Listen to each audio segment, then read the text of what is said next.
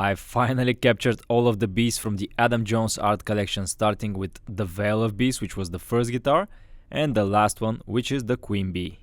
I'm gonna review these two side by side in a single video, check for quality consistencies, and try to explain why I think these two are the best Epiphone customs ever made, but the art collection wasn't such a big hit.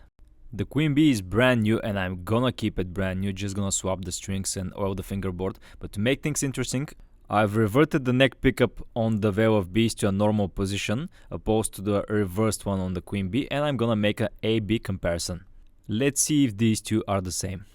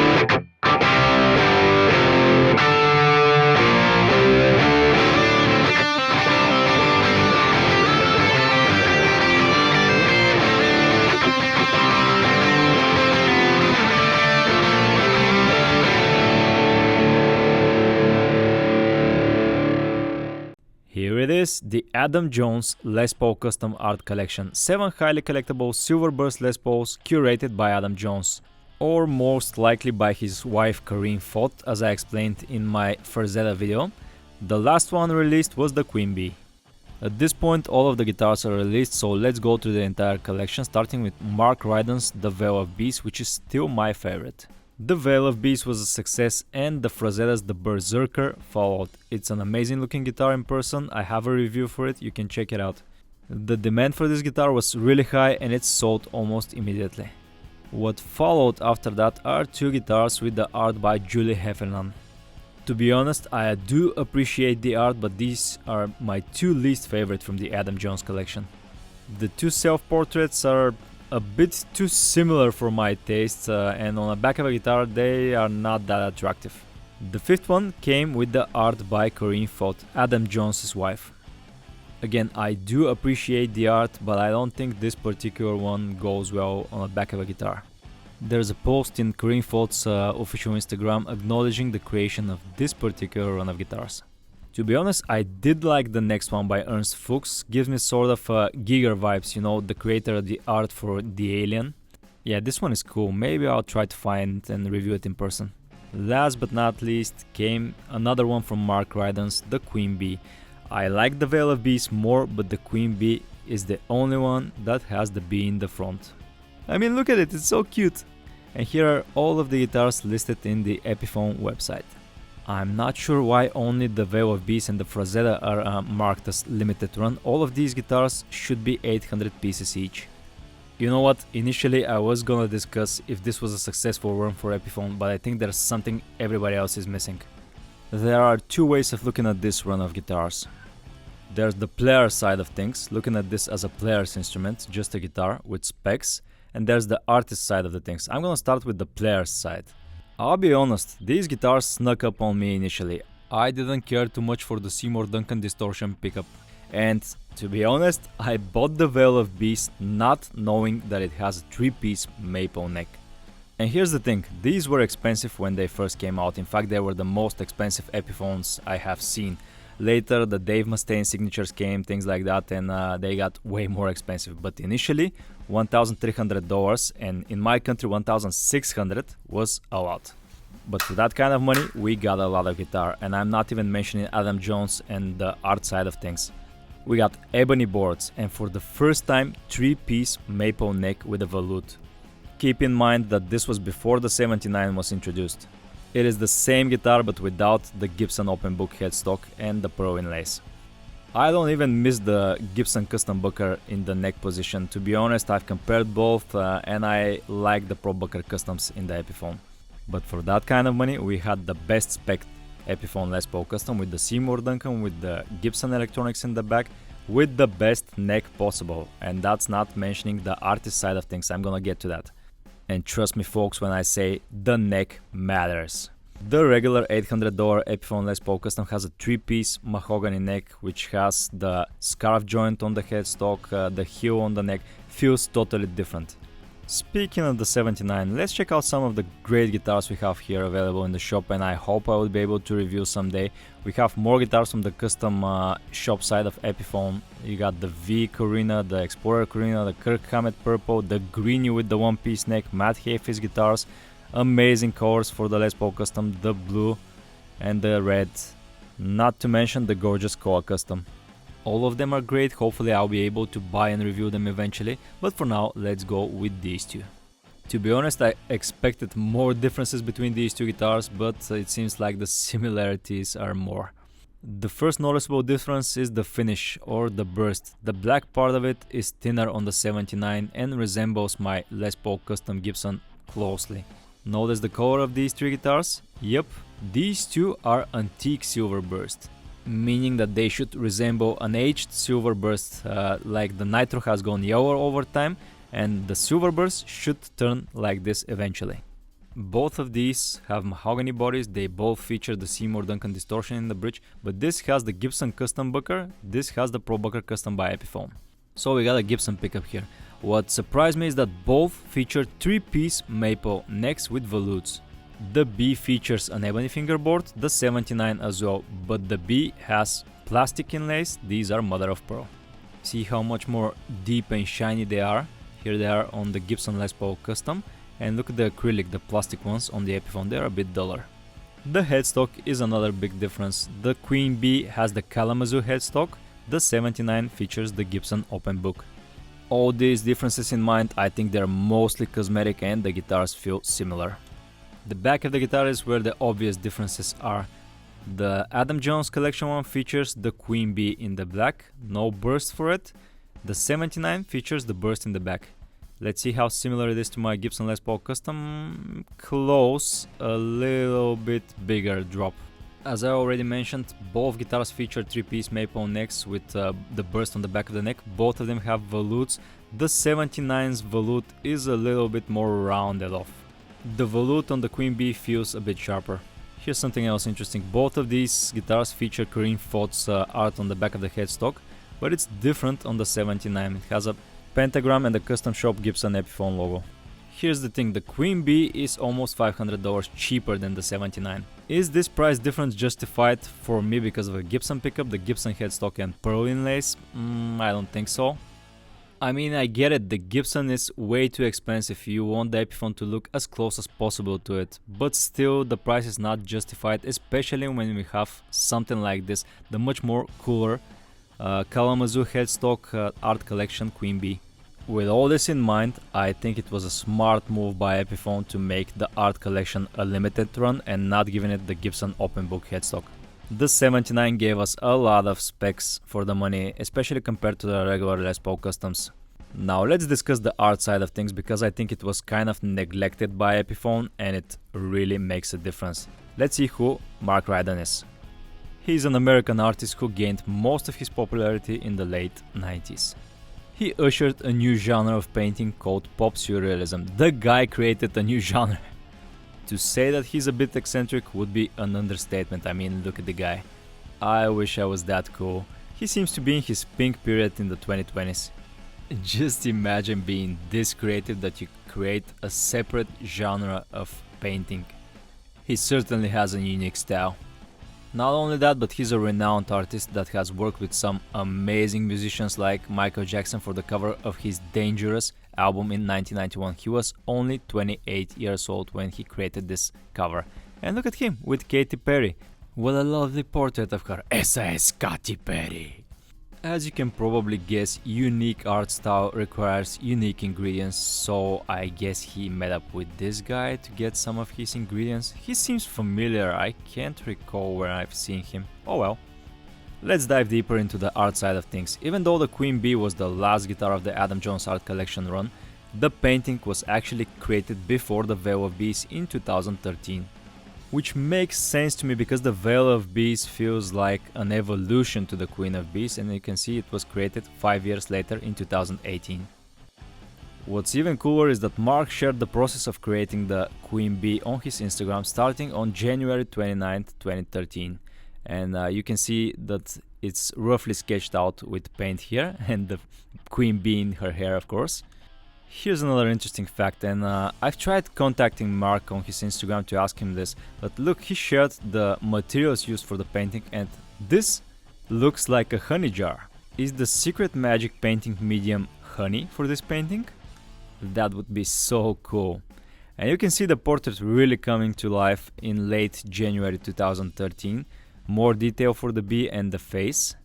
Later he added some shades. You know, I'm not an artist, so I cannot comment with the proper terms, but you can see how it's progressing and it's coming more and more to life. And look at the nest of the bee with oil paintings. It looks like a real nest, come on.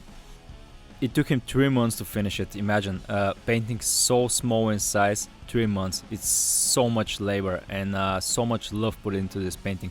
That's why I mean the artist side of things is neglected on this Adam Jones Art Collection run. Epiphone failed to explain to us how important the art is. So we already have a perfectly spec'd guitar with the Seymour Duncan, with everything that I've mentioned before. It's already great value for money, and on top of that you add the artist side of things. It is an Adam Jones signature guitar. Each of them features the art from his wife Corinne Fott, and on the back of each one you have an amazing art from a renowned artist. You know what, I think if not losing money on those, I think Epiphone didn't make much on them. Imagine putting all these specs, including the hard shell case, and having to pay 3 artists. I don't think Corinne Fott got anything from that, or at least Adam Jones didn't. $1,300 for a guitar with these specs, with the 3-piece maple neck, which I think the Epiphone workers used the opportunity of the limited run guitars to learn how to do these necks, because later in the video you'll see they're a bit different on both of these guitars. So I think that's definitely a bargain. And I'm not sure if artist collection runs like this will happen anytime soon in the future, because who would they do them for? Maybe Kirk Hammett's, but I cannot think of anybody else. So I definitely applaud Epiphone for being that brave to include artist paintings on the back of their guitars, and I hope in the future they would be appreciated by collectors.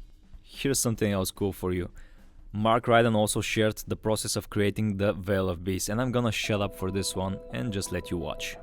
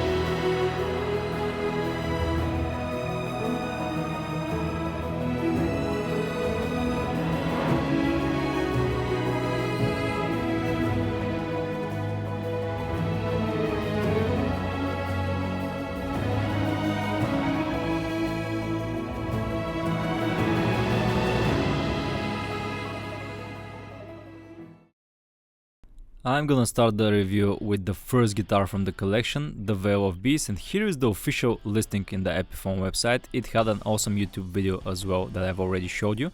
We have the body specs, the neck specs, which is 3-piece maple with veloute, hardware. Then we got the electronics. Remember, this one has the Epiphone Probucker Custom and the Seymour Duncan distortion, and the case. First things first, the Veil of Beast is not a brand new guitar, it belongs to a cool lady, so needs a bit of a treatment, like I need to polish the frets, I need to oil the fingerboard. The Queen Bee is mine, I just bought it, even though it's brand new, still needs some fingerboard oil. The lock tone bridge might benefit from some polish as well. I'm gonna use Guitar Polish by Music Nomad. A little bit of guitar polish does wonders, look at that, nice and shiny, good as new. So we got at least 2 pieces of mahogany body, 2-piece plain maple top, 3 pieces maple neck, a nice ebony fingerboard. Starting the in-depth look with the neck pickup cavity. In here we have AJ, which stands for Adam Jones, of course. Other than the neck joint and the paint, there's not much to see here. The lead for the neck pickup is a bit short and it's reverse mounted, remember that. Long enough to flip it though. Bridge pickup cavity has the routing for the electronics. And as usual, if you look closely, you can see the maple top and the mahogany body, different color. The QR sticker has the date and the serial number. Adam 1 Les Paul Custom ASB probably stands for Antique Silver Burst. I'm curious if the Queen Bee says Adam 7 in here, because you know this is the first guitar and the other one is the last, the 7th. The Art Collection Epiphone features the Probucker Custom by Epiphone, which is reverse mounted, meaning that the poles are closer towards the bridge. Pickup ring slants in the right direction. On the back of it we have the sticker with the designation, Probucker, nickel hardware, neck position, and this has been crossed out, and we have the date as well on here, Epiphone logo on the back of the pickup. The bridge position features the Seymour Duncan distortion, open with the Seymour Duncan logo, slanted pickup ring, and it dates to 2022. The 28th of January 2022 to be more exact. Both guitars feature these pickups. The screws for the pickup rings, the front are short, the back are long. In my videos I like to try a lot of stuff out, so in this particular guitar I'm gonna reverse mount, like normal mount the pickup and leave it reversed on the Queen Bee and do a A-B comparison between both guitars. You can't just flip it with the pickup ring on, you have to dismount it from the pickup ring and mount it correctly. This one I regular mount it so the slant is facing the front like this. The controls are typical for a Les Paul, a 3-way switch, bridge volume, bridge tone, neck tone. Starting with the Seymour Duncan in the bridge position, we have 16.19 k ohms. As expected, the Duncan distortion is hot. Switching over to the custom Probucker in the neck position, and that is hot, 1197. I was expecting around 8, but I guess we chose see the other guitar. Middle position, 687. Nothing out of the ordinary for the bridge and the tailpiece, just a regular Epiphone lock tone bridge and the locking tailpiece. It locks to the struts using some locking pins in here and single spring holding the individual saddles, thumb wheel and screwdriver adjustable. Locking tailpiece locks to the struts like this. Not a huge fan of these, but Epiphone insists on using them even on expensive guitars. 46 grams for the bridge. Now let's see, the tailpiece should be heavier. Yep, 70 grams. I'm gonna check the weight of these as well. Just your typical black speed knobs, which are usual for the Gibson Les Paul Custom as well. Dial pointers, and this, the back one, follows the curvature of the top.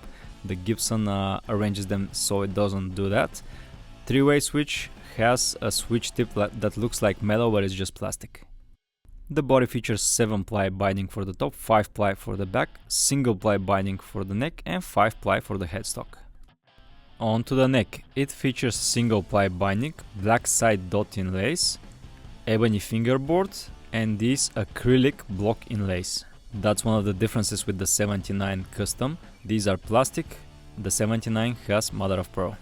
These particular inlays seem to be selected well, some of them started to yellow with time, as you can see.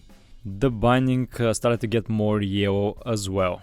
The fingerboard features 22 medium jumbo 80% silver nickel frets. Yeah, I can say these feel like medium frets, and the fretwork seems to be done okay on the Veil of Beast. I'm not sure which fingerboard I prefer more. The one on the Veil of Bees seems a bit darker, blacker in color, where the one on the Queen Bee is browner looking. But I seem to prefer the inlays on the Queen Bee. They are more consistent and swirly. As you can see, they're a bit duller and more plain looking on the Veil of Bees. A 43mm Graphtec nut, which is a bit wider than the binding but seems to be cut okay. Two-way adjustable truss rod, 5-ply binding with a veneer for the headstock. The Epiphone logo and the diamond are mother of pearl. Here's what the vintage 16:1 ratio chrome tuners look like from the front. Just the usual truss rod cover, 2-ply, 3 screws, Les Paul custom written on it. Here's a better look at the truss rod nut from another angle. The nut is 43mm wide or 1.69 inch. The 12 fret is at 53.5mm or 2.10 inches. Thickness of the neck at the first fret is 20mm or 0.78 inch.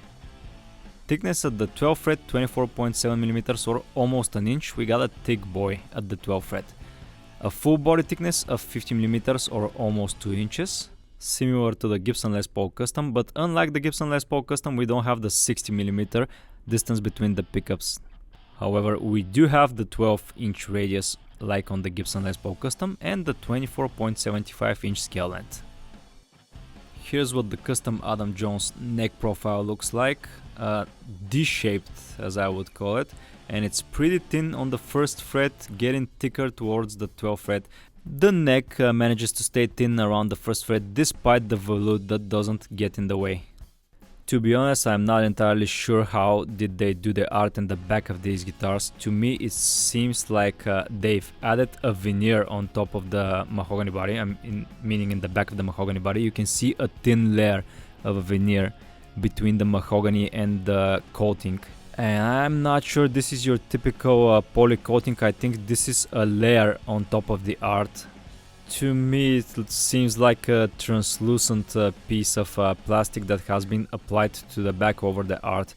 I'm trying to verify this in various places. I'm gonna try to do that as well with the other guitar, but for me it looks like the art is staring at you from behind of a glass or something like that. The Korean photo Instagram post from earlier is the only piece of evidence I have from how they produce these, but it's a educated guess. Anyway, 5-ply binding for the back as I mentioned, no silver burst finish for it because we have the art, and this is what the 3-way switch cavity looks like. The cheapo 3-way switch in there and the routing that goes back to the electronics, and I see some sort of like a patch in the wood like the mahogany or some chip from the routing process, but it looks weird from this angle. Again, I have another guitar, so I'm gonna double check that if it looks the same way as the other one. The routing for the electronics are not something that I'm happy about. You can see the wood shavings on the bottom there not have been cut properly. Anyway, we have CTS 500K pots and 473J capacitors, and this is what the routing for the output jack and the pickups look like. I'm not at all happy with the rough job of the routing near the top portion of the guitar, but we'll verify with the other one, I guess. Here it is from another angle. I also noticed some masking tape left in there. This is a rush job and shouldn't be on such an expensive high-end Epiphone. This is what the cover for the 3-way switch looks like. Plastic. I'm gonna remove the protective film from it. And here's a complaint I have about these. Since this is an art collection and collectible models, they have the author and the model stamped on the back of the electronics cover. This is some sort of gold thing that rubs off pretty easy, and here's the result. You can still read it like from this angle. Epiphone for every stage, Adam Jones art collection, but it shouldn't be able to wear off that easy, and I think they didn't include protective film on it. Let me check the back of this guitar. Yeah, this is a brand new Queen Bee and doesn't have protective film over it. It has protective film over the 3-way switch, but this is something you should be careful about. If you want to preserve this looking brand new, swap it with a blank one or protect it with film. The output jack is a bit loose on this guitar. I've removed the cover for the electronics and I'm gonna hold it from the back to tighten it from the front. Always do that or else the cable will break. I'm having a bit of a trouble with this stock output jack. It's too hard to plug in the cable, so I'm guessing that this metal plate here presses too hard against the jack, so I'm gonna try to bend it back a bit, and now it fits perfectly and it's easier to take out and put in. That's what she said. A good opportunity to check out how the guitar cable connects to the jack of the guitar. A nickel plated jack cover and posy lock strap buttons on the back and the front. The neck is one of the biggest differences between this Epiphone and, for example, the regular Les Paul Custom.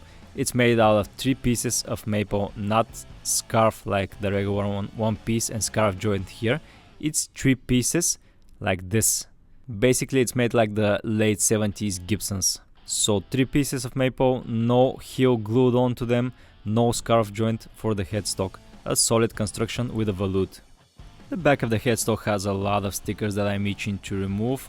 The QC inspection sticker made in China and the Korean font art on the back with the 16:1 ratio tuners. This particular art is the same on all 7 guitars from the art collection. The 79 has a different one I showed you. I have to remove the protective film on the tuners. I've mentioned this in other videos like the Gibson Adam Jones Les Paul Standard, the Frazetta. I don't like the tips of these tuners. The serial number reads 220515, meaning that it's made in 2022. The 5th month, 15 is the code for Qingdao Chinese factory.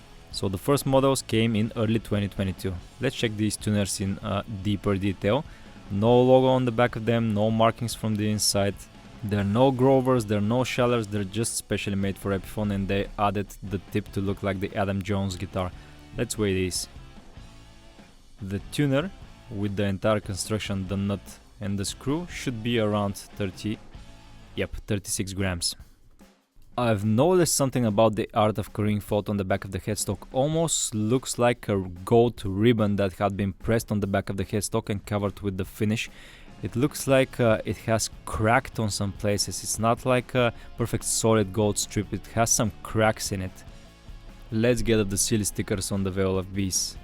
So satisfying.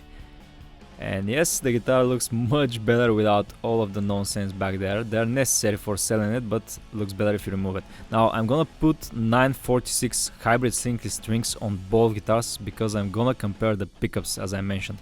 And not only the string gauge, but this to be a proper comparison, I'm gonna set the string height, the pickup height, the same on both guitars. And yeah, as expected, that's a lot of honey. It's a heavy guitar at almost 10 pounds, 4,351 grams. It's not unusual for a full thickness Les Paul.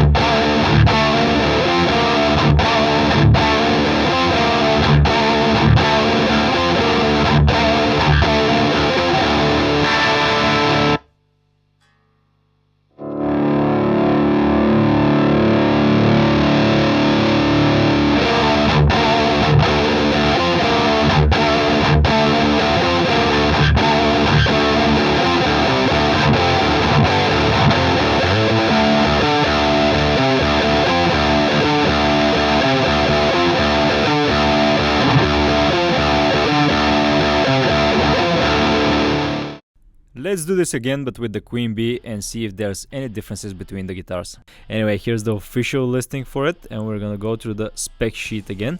Starting with the body, we have the 2-piece mahogany body, 7-ply binding, maple top.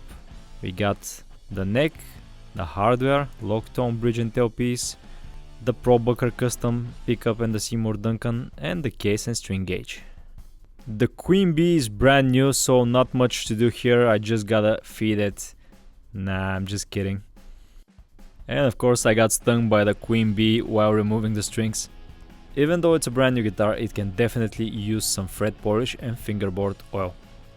I've also polished the pickup because there was some glue from the protective film that was used from the factory. I used guitar polish by Music Nomad for this. Okay, the cable for the neck pickup is even shorter in this guitar. We still have AJ stamped on the neck joint. The neck joint itself has been painted over darker for this guitar, so I cannot see much. We have the routing going all the way to the back to the electronics. We still can see the maple top and the mahogany body separation, but the QR sticker is missing. That's kind of annoying, but it was probably damaged during production and they removed it in the factory. At least the letters are not crossed out in this particular example for the neck pickup. We have Pro-Bucker custom nickel hardware neck position made by Epiphone and the date on it. And this one I'm gonna leave it reversed. So we got another Seymour Duncan in the bridge position dating to 2023. Seymour Duncan logo in the back, no cover for it. Slanted pickup rings, short screws for the front, long for the back. Measuring the Duncan distortion in the bridge position, 1594, almost 16, close to the VLFB's measurement. Switching over to the Pro-Bucker custom in the neck position, now that's interesting, 8.07. That's what I was expecting from the other guitar as well, but it was much higher there. 536 in the middle position. Let me double check that because it's an interesting situation. 1594 for the Seymour Duncan distortion. And the Pro-Bucker custom 1171, so definitely hotter in the VLFBs. That's a bit of a letdown because this is a huge difference. The pickup in the VLFBs has been wound a bit more, I guess. Black speed knobs again with dial pointers, although I've noticed that on the Queen Bee the 3-way switches washer is not properly installed, so I'm gonna fix that. We got the same mass-produced Epiphone lock tone bridge and tailpiece, thumb wheel, flathead screwdriver adjustable, single spring individual saddles, the Epiphone logo on the bottom, and let's check for consistency. The VLFB's one was 46 grams, so that's about right, and the tailpiece was 70, so yeah. For the Queen Bee we have the same configuration, mahogany body, plain maple top, 7-ply binding, although this is the only one that has the art in the front, and it seems there's a little boo-boo in the paint here. That's under the clear coat, and I think they've messed up the burst when they were applying the bee or something like that, and they tried to cover it up later.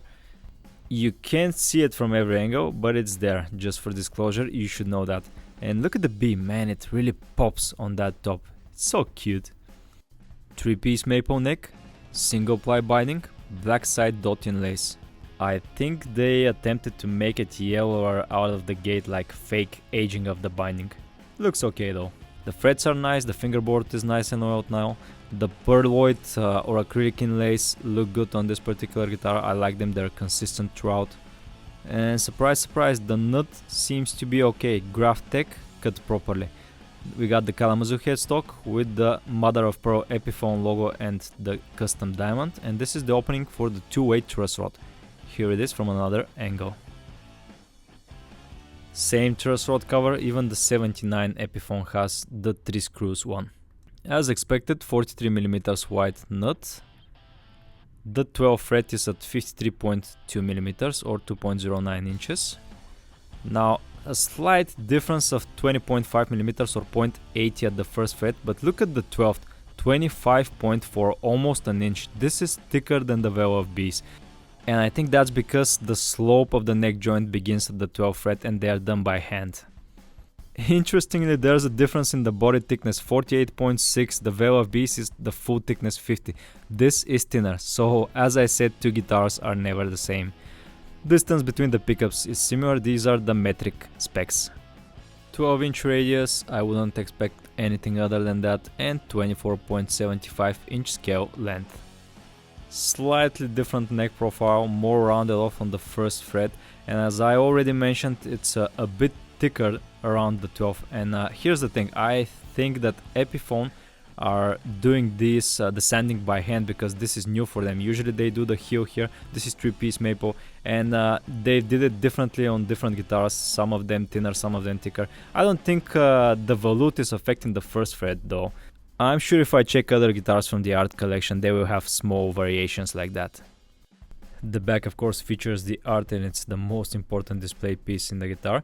There are some minor differences with the Veil of Bees, but the 3-way switch cavity seems to have the same feel as the other one. But look at the electronics compartment. A much cleaner job than the Veil of Bees. We got the same CTS 500K pots and the 473J orange drop capacitors. And you see, that's the thing with mass production. Some guitars get more attention in one field. For example, the Veil of Bees, the neck was perfect. This one, the electronics compartment is perfect. I guess we cannot have one that is perfect in every field. Here's another look at that electronics compartment. I'm not gonna discuss the wiring job, not the best in the world, but you can see the routing job is much better. I'm still not 100% sure how they did the back. I think it's some sort of a plastic translucent lid that they put on top of the printed art. Both guitars feel that like the paintings are looking at you from behind the glass. So I think that's not your typical polyurethane lacquer applied on a mahogany veneer. I think it's some sort of a plastic translucent lid on the back. Here's what the cover for the 3-way switch looks like, just black plastic. And here's the party piece, the cover for the electronics. This is black plastic with hot stamp, and as I demonstrated on the Veil of Bees, these rub off easily, so if you wanna preserve them, put some protective film on top of them. The hot stamp leathers will easily rub off against your clothes or even in the case. 5-ply binding for the back, silver burst finish for the sides and the neck as well. I don't see any problems on this one. 3 pieces maple, as I already mentioned. The sloping is a bit different than the other guitar. I don't see a QC inspection sticker on this particular one. Again, this guitar is brand new, so I gotta remove the protective film on the tuners. This guitar also features Corinne Fault's art on the back, and the serial number reads 230315. March of 2023, made in the Qingdao Chinese factory. Same tuners as on the Veil of Bees, they weigh about the same. Same art on the back of the Queen Bee, but I noticed that the ribbons, the gold ribbons, have less damage. So probably the process of applying them cracks them a little bit. These seem to be smoother. I'm gonna use the same gauge of hybrid slinkies for the Queen Bee, so the comparison between it and the Veil of Bees is correct. I'm gonna do a similar setup as well. And I'm gonna use some tuned paste on the bridge and the nut, even though it's a new guitar. I have 175 for the 6th string and 125 for the 1st string.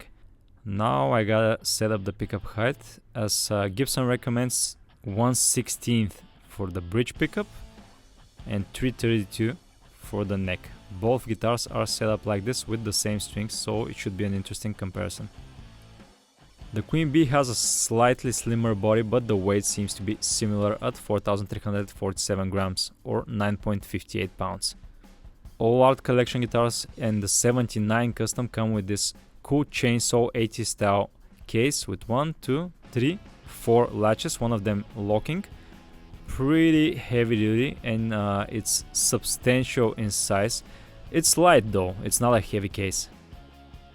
Here's what the case looks like without the guitar. It provides nice protection and it's lightweight. Some nice plush black lining, and we got a label here. This latch is locking, the key is included, and not exactly Christmas with the case candy. That's not exactly case candy. All of modern Epiphones come with the stickers, the warranty. I would have loved to see in here a folder with a picture of the artist Mark Ryden and the art of the guitar itself. Here's another look at them from another angle, and I have an issue with plastic case that they seem to twist in time, at least the Schecter cases, but I think the Epiphone ones are sturdier. And just to make it a complete package, let me show you the box and the labels for the Queen Bee. Now let's hear a demonstration.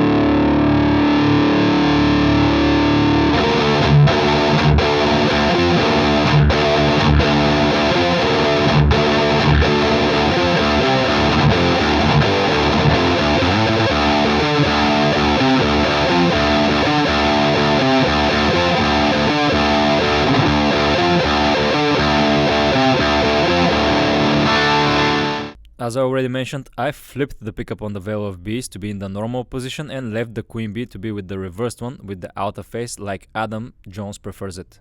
To be honest, I only hear the difference when recorded in the room. I didn't feel that much of a difference. I made a A-B comparison between both of them.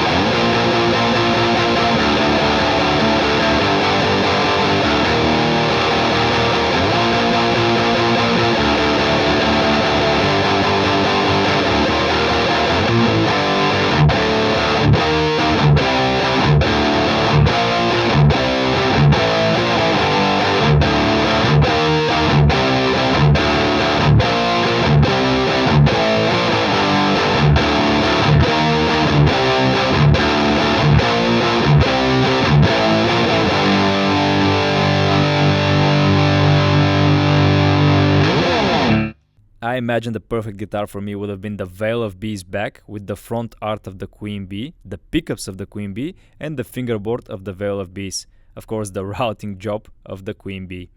You gotta have them both. Oh boy, final thoughts. That's a tough one actually. There's two sides to this coin. The first one, looking at these as guitars. At the end of the day, they are just that, musical instruments. They are not paintings that you can hang on the wall. I did that with the Veil of Bees, but you gotta play them, or at least display them as guitars. And I gotta say, as guitars go, these are the ultimate spec Epiphone Les Paul Custom. Yeah, there is the 79 that has the Gibson open book headstock, has the pearl inlays, has the Gibson pickup in the neck, but I think these are the ultimate deal Epiphone Les Paul Custom Silver Bursts. You get all the specs that matter. You got the cool finish, you have the Seymour Duncan in the neck, you have amazing art in the back. Great value for money. Even so, I think that the art collection run has failed to sell. The reason that it failed to sell is like with every art, it's misunderstood initially. Yeah, Epiphone didn't know how to market this. First of all, they're signature models for Adam Jones. Then they're curated by his wife, which is an artist. Oh boy, come to think of it, it's hard to market this. You have so many significant people involved in this project. And I think Epiphone failed to explain which these artists are. The focus didn't fall on them. But here's what I think. Epiphone knew there's a risk. That's why they limit them to 800. Yeah, they didn't sell that well, but I think eventually people will appreciate them, like with great art. The good news is that you can still get them at great deals. The Veil of Bees and the Frazetta are expensive, but I managed to get the Queen Bee for a great price. So hear me out. If you wanna get a great playing instrument, you can get this. If you wanna get a cool art, a guitar that will retain value over time, you can get this. Whatever you do, think fast while they're still available brand new and you can get them at a good deal. What's most important out of everything, even though this wasn't a financial success for Epiphone, my wild guess, is I'm happy that they're still willing to experiment. They took a risk, whether it's calculated or not. Maybe it paid off, maybe it will pay off eventually. But the thing is that I don't want to live in a world where everything is a calculated risk and no one does anything interesting. This Adam Jones art collection was a cool run and I respect it. Last but not least, I'm gonna say that both guitars are great. The Veil of Bees is a tad bit better. I can't decide, that's why I prefer owning them both.